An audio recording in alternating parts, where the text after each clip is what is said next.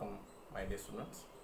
Today we are going to see taxonomy and systematics.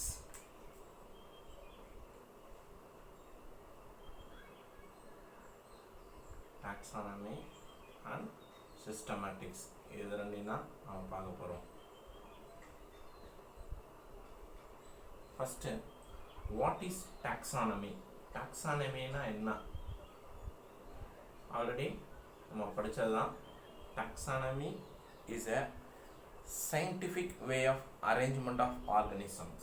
Okay, it is a taxonomy is a science of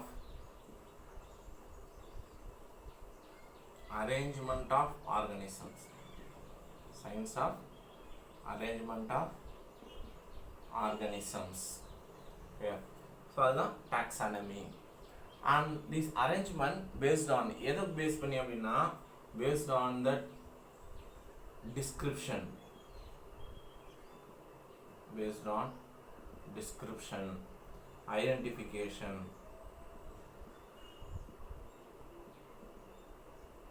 based on description, identification, and as well as classification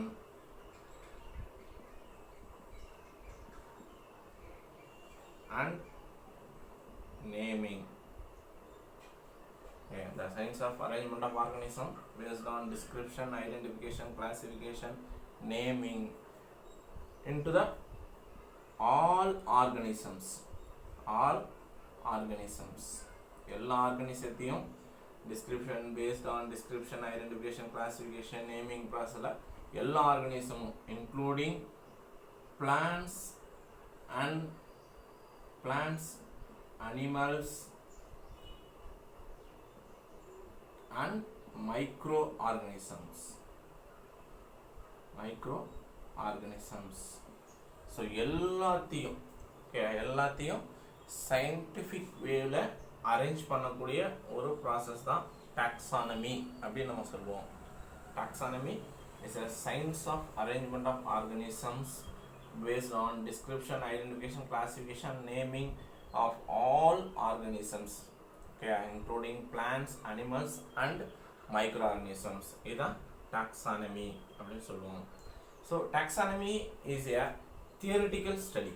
It is a theoretical study of classification with it's a theoretical study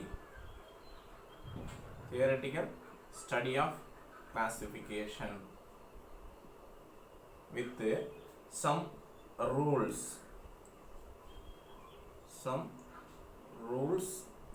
principles and procedures. It's a theoretical study of classification with some rules. இதுக்குன்னு சில rules, principles, procedures இதெல்லாம் இருக்கக்கூடிய ஒரு classification தான் taxonomy அப்படின்னு நம்ம சொல்லுவோம். So he is a father of taxonomy. Okay, father of taxonomy.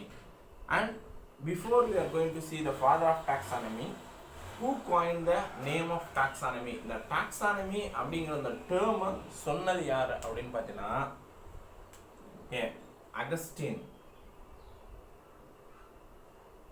Augustine Pyramus de Candolle. So he is the first person to use the word taxonomy.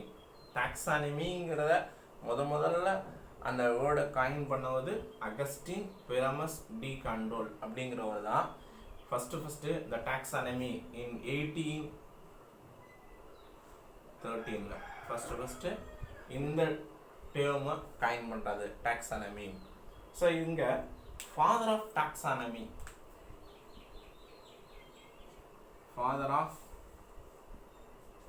taxonomy அப்படின்னு பார்த்தீங்கன்னா இதை ரெண்டு டைப்ல நம்ம சொல்லலாம். இந்த ஃபாதர் ஆஃப் டாக்ஸானமி அப்படிங்கிறது ரெண்டு, ஒன்று கிளாசிக்கல் டாக்ஸானமி, இன்னொன்று மாடர்ன் டாக்ஸானமி. ஒன்று கிளாசிக்கல், இன்னொன்று மாடர்ன். இது ரெண்டுமே வெவ்வேறு ஆள். ஃபாதர் ஆஃப் டாக்ஸானமியில் கிளாசிக்கல் டாக்ஸானமி அதுக்கான ஃபாதர் அப்படின்னு பார்த்தீங்கன்னா Aristotle. So he is the father of taxonomy, classical taxonomy. அதே ஃபாதர் ஆஃப் மாடர்ன் டாக்ஸானமி அப்படின்னு பார்த்தீங்கன்னா Carolus Linnaeus. So Aristotle is a father of classical taxonomy. Carolus Linnaeus is a father of modern taxonomy.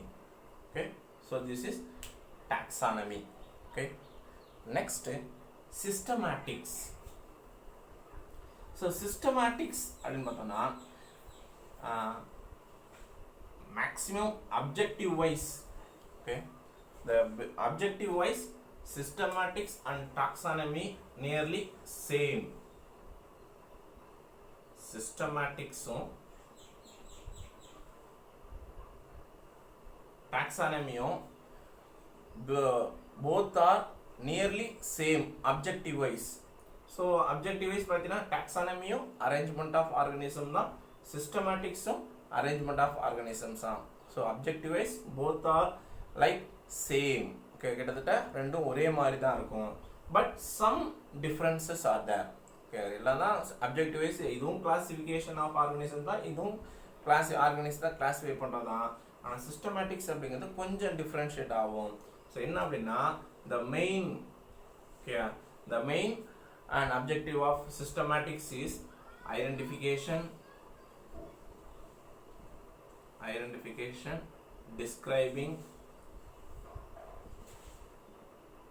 describing, naming, identification, describing, naming and classifying and preserving and documenting.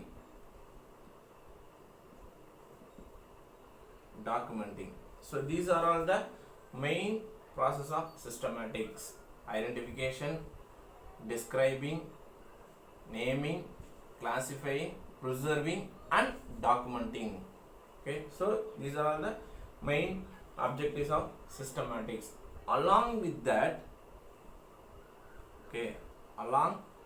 இதோட சேர்ந்து it also include, okay, the systematics also include evolutionary history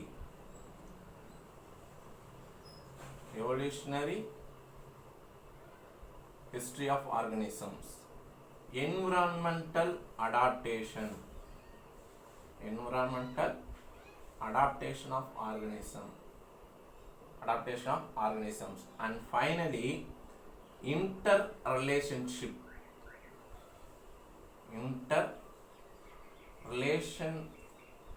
of species of organisms. It also included in systematics. So systematics pathina organism thavira identification, describing, naming, classifying, preserving and documenting mattum illama they also include evolutionary history of organisms, environmental adaptation of organisms and interrelations of species. So இதையும் சேர்த்து include பண்றதா systematics அப்படி நம்ம சொல்லுவோம். Okay, then next history of classification.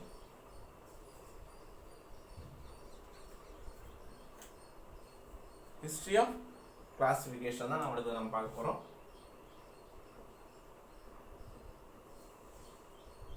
History of classification.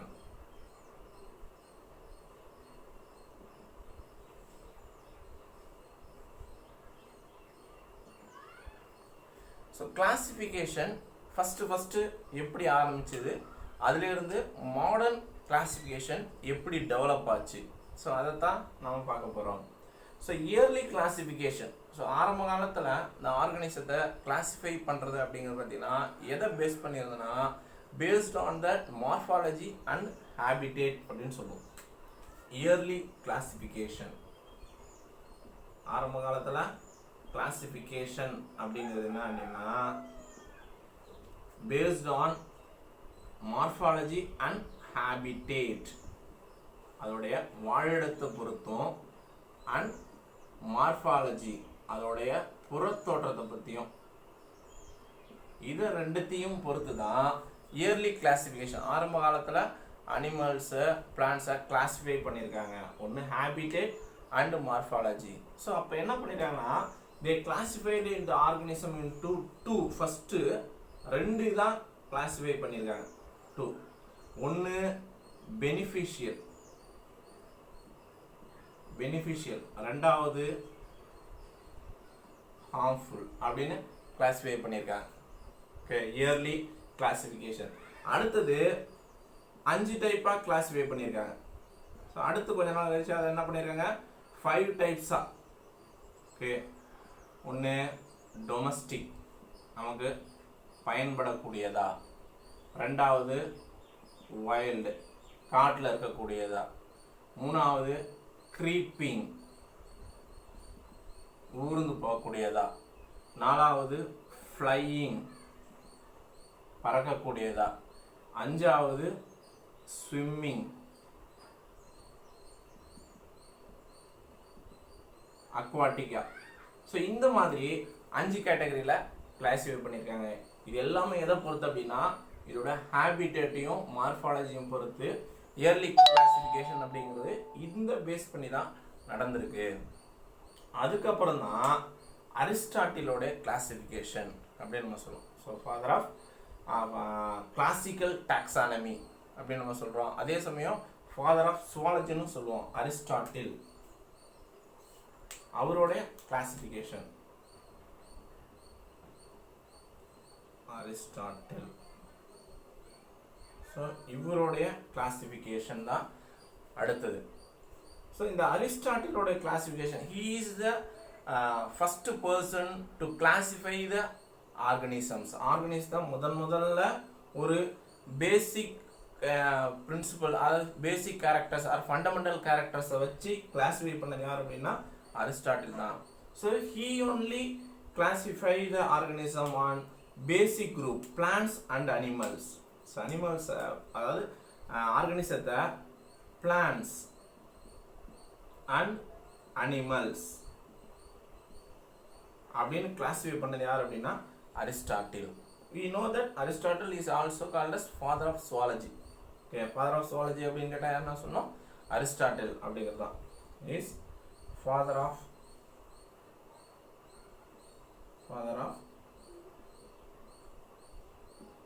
zoology. So he only classified the organism into 2 basic groups, plants and animals. Further, he classified the animals based on locomotion.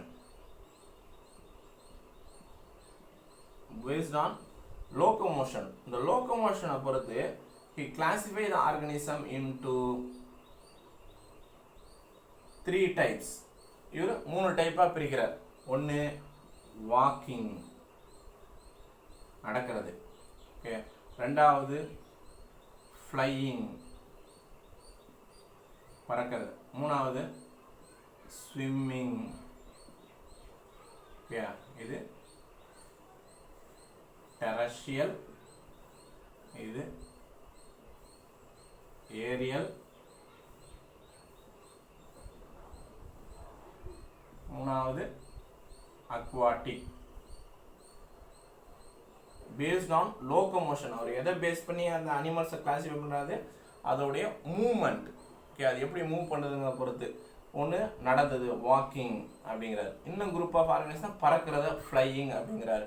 இன்னொன்று தண்ணீரில் வாழக்கூடியது நீந்து கூடியது எல்லாமே aquatic அப்படிங்கிற அனிமல்ஸை பிரிக்கிறாரு. He also classified the animals into 2 groups based on the animals. வேற ஒரு category வச்சியும் இவரு அனிமல்ஸை பிரிக்கிறாரு. அது எப்படின்னா presence and absence of red blood. Presence and absence of red blood.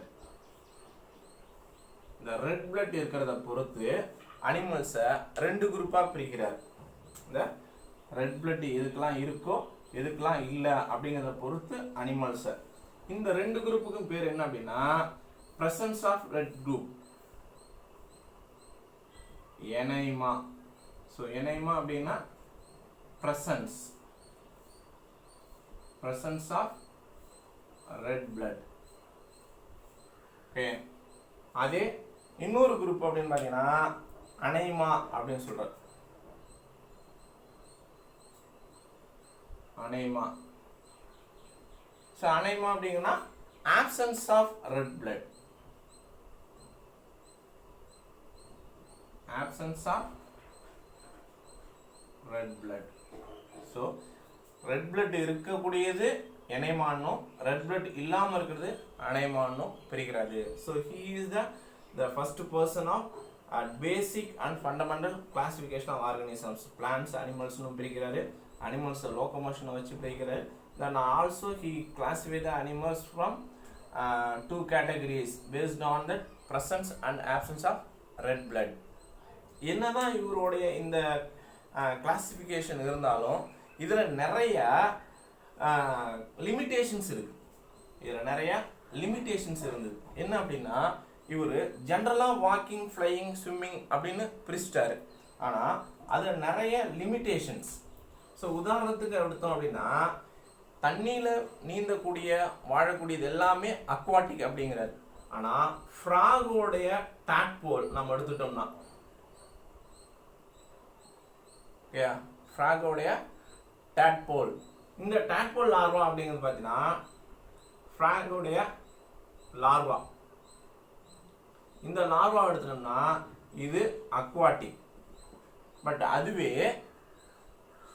அது டெவலப் ஆனதுக்கப்புறம் அடல்ட் ஆகும்போது it become terrestrial and aquatic. So அப்போ அந்த லார்வாவாக இருக்கும்போது அது அக்வாட்டிக்ங்கிறதுனால he included as a aquatic organism.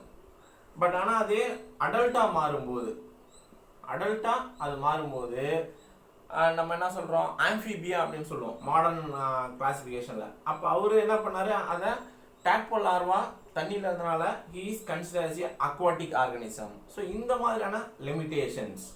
S, இது அடல்ட்டாக மாறும்போது தே டெவலப் லங்ஸ்.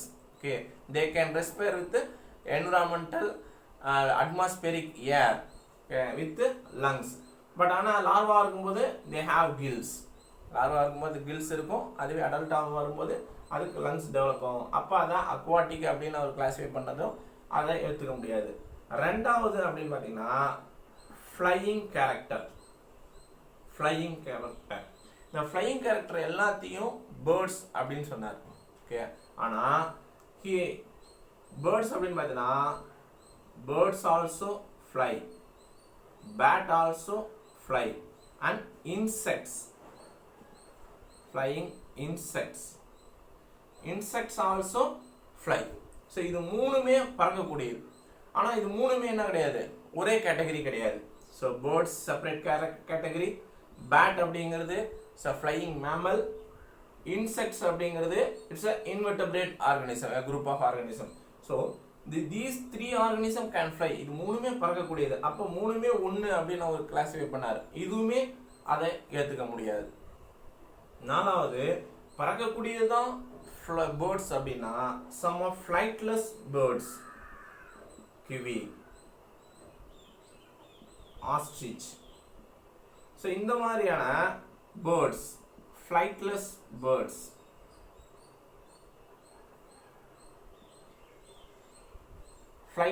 பேர்ட்ஸ், ஸோ இதை என்ன பண்ணார் அப்படின்னா is not consider as a birds.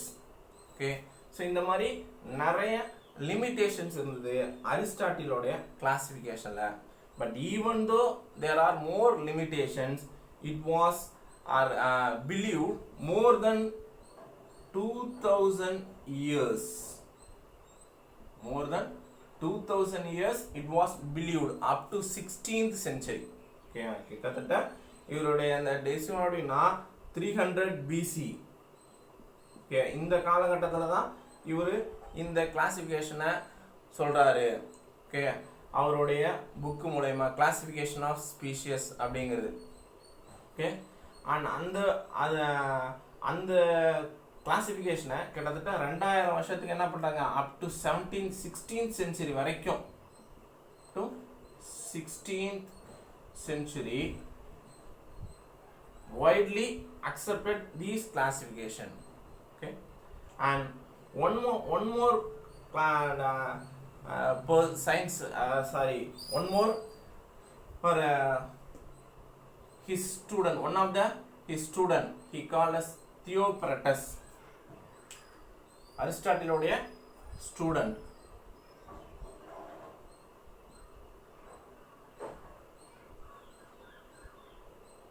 Theocritus.